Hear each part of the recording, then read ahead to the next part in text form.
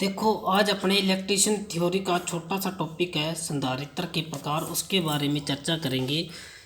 और संधारित्र का जो अपना पॉइंट है संधारित्र, उस पर काफ़ी क्वेश्चन पूछे जाते हैं, चाहे अपने सिंगल फेज की मोटरें हो वहाँ पे पावर फैक्टर सुधारने के लिए, या फिर अपने पंखे की मोटर है जहाँ पे कैपेसिटर यूज किया जाता है। तो काफ़ी है जहाँ पे क्या है, संधारित्र के मुख्य मुख्य उपयोग हैं और मुख्य उपयोग होने के साथ साथ और इस पर काफ़ी क्वेश्चन बढ़ते हैं।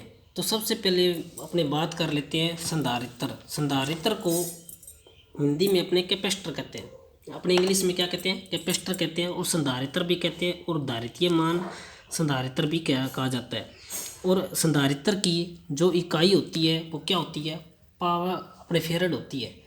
जो संधारित्र की जो इकाई होती है वो क्या होती है, फेरड होती है। और फेरड होने के साथ साथ जैसे माइक्रो फेरड या नैनो फेरड के कैपेसिटर यूज किए जाते हैं। और संधारित्र है वो क्या करता है, एक फेज को दो फेज में बदलने का कार्य संधारित्र करता है।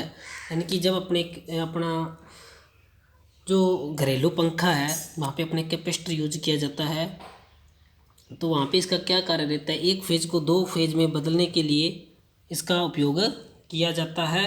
और संधारित्र से धारा है वो वोल्टेज से 90 डिग्री आगे चलती है। तो धारा को वोल्टेज से 90 डिग्री आगे करने के लिए कैपेसिटर का यूज किया जाता है या संधारित्र का यूज किया जाता है। संधारित्र से धारा वोल्टेज से 90 डिग्री आगे चलती है। और संधारित्र है उसकी इकाई फेरड में होती है। वो अपने अलग अलग मान के संधारित्र प्रयोग में लेते हैं, जैसे माइक्रो फेरड है, नैनो फेरड है। और संधारित्र क्या करता है, वोल्टेज परिवर्तन का विरोध करता है। संधारित्र क्या करता है, वोल्टेज परिवर्तन का विरोध करता है। और इसी प्रकार संधारित्र है जैसे प्रेरक है, प्रतिरोध है, इनकी जो श्रेणी क्रम में जब इनको जोड़ा जाता है, जबकि कैपेसिटर को उल्टा क्रम में जोड़ा जाता है। कैपेसिटर को उल्टे क्रम में जोड़ा जाता है। जो श्रेणी होगा, जैसे प्रतिरोध का जो श्रेणी है वो कैपेसिटर का समांतर होगा, और जो प्रतिरोध का समांतर है वो कैपेसिटर का श्रेणी क्रम होगा। यानी कि सीधी बात है, कैपेसिटर अपने चौक और प्रतिरोध तो समान होते हैं, जबकि कैपेसिटर को उल्टे क्रम में जोड़ा जाता है और यह वोल्टेज परिवर्तन का विरोध करता है। और संधारित्र को अपने मुख्य रूप से दो भागों में बांटा जाता है, एक तो कार्य के आधार पर और एक इलेक्ट्रोलाइट के आधार पर। संधारित्र की कई परिभाषा हो सकती है। कोई दो चालक के मध्य कुचालक भरा होता है तो वही संधारित्र होता है, और ज़्यादातर बीच में कुचालक है वो अभ्रक का प्रयोग किया जाता है। उसके बाद देखते हैं अपने कार्य के आधार पर संधारित्र।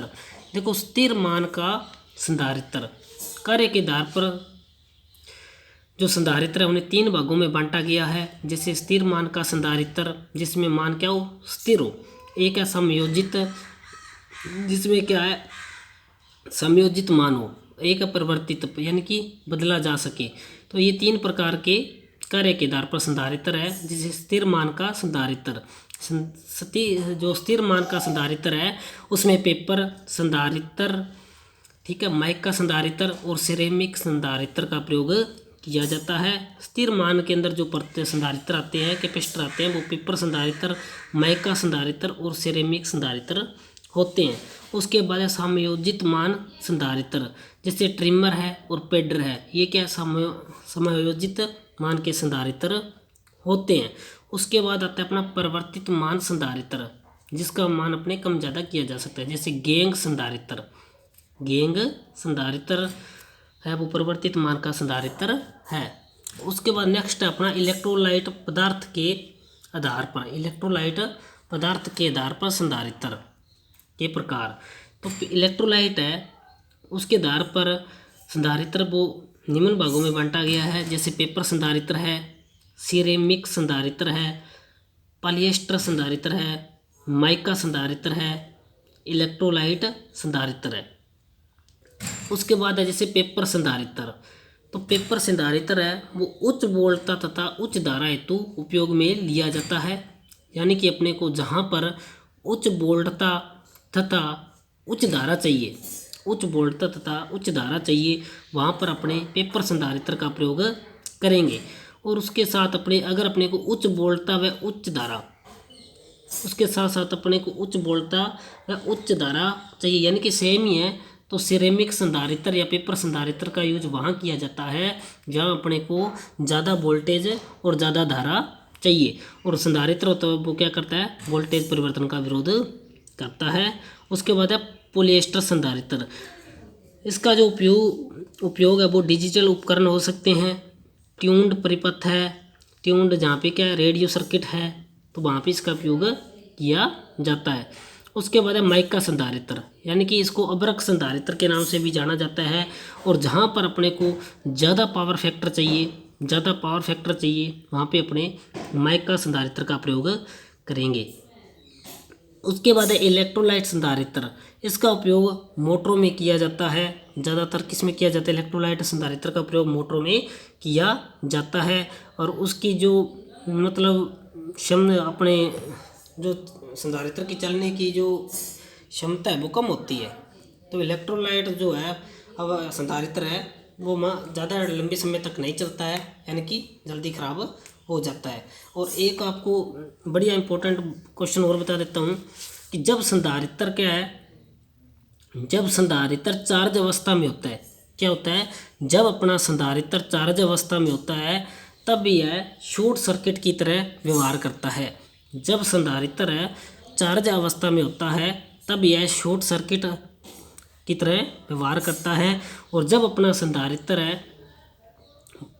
संधारित्र डिस्चार्ज अवस्था में है तब यह ओपन सर्किट की तरह व्यवहार करता है। तब यह क्या करता है, ओपन सर्किट की तरह व्यवहार करता है। जब चार्ज है तो शॉर्ट सर्किट की तरह व्यवहार करेगा, और जब डिस्चार्ज है तो ओपन सर्किट की तरह व्यवहार करेगा। और यह वोल्टेज परिवर्तन का विरोध करता है। इसकी इकाई फेरड होती है। ये आगे क्या है, अलग अलग इनके यूज है, जैसे माइक्रोफेड का अलग जगह जहाँ पे मोटरों हैं, कोई सर्किट वगैरह उनमें यूज किया जाता है। माइक्रोफेड, नैनोफेड आगे इनको भागों में बांटा गया है। तो ये थी आज की अपनी मोटी मोटी बातें संधारित्र के बारे में। तो आपको वीडियो पसंद आई होगी तो आप वीडियो को लाइक शेयर और सब्सक्राइब जरूर करें।